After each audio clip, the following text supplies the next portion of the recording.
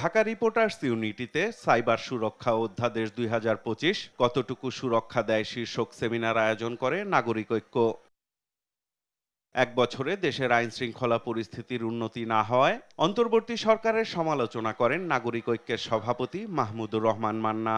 বলেন, সরকারের সবচেয়ে বড় সংস্কার হতে পারে একটি ভালো নির্বাচন। ঐক্যমত্য না হলে প্রফেসর ইউনুস বলেছেন কোনো কিছু আমি চাপিয়ে দেব না।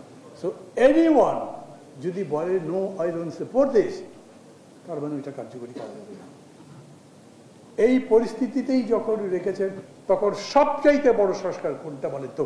যেহেতু তারা পারছে না, এক বছরে পারেনি, আবার কেউ যদি বড় দল বা মাঝারি দল একটা আপত্তি করলে সেটার মধ্যে যেতে পারবেন না, তাহলে সবচাইতে বড় সংস্কার হওয়ার বিষয় ছিল ভালো একটা নির্বাচন দিয়ে যান। বিএনপির স্থায়ী কমিটির সদস্য নজরুল ইসলাম খান বলেন, জবাবদিহিতার আওতায় আনতে হবে রাষ্ট্র পরিচালনায় যুক্ত সবাইকে।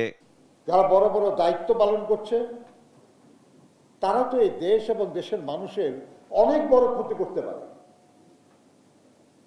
তাহলে এর প্রত্যেকটা প্রতিষ্ঠানের ব্যাপারে এই যে সুরক্ষা আইন, এইসব আইনের যারা কার্যকর করবে প্রত্যেকটা ব্যাপারে যারাই ক্ষমতার অধিকারী হবে রাষ্ট্রের মাধ্যমে,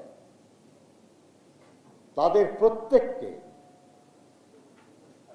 দায়বদ্ধ এবং জবাবদিহিতার আওতায় আনা।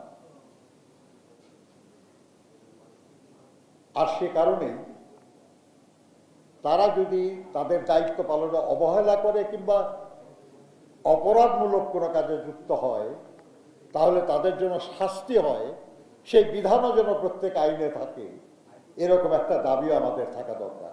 মুক্তিযুদ্ধ থেকে শুরু করে 24-এর গণ অভ্যুত্থান পর্যন্ত বিপুল আত্মত্যাগের মধ্য দিয়ে এগিয়ে যাওয়ার চেষ্টা বারবার পিছিয়ে যাওয়া গ্রহণযোগ্য নয় বলেও মন্তব্য করেন নজরুল ইসলাম খান।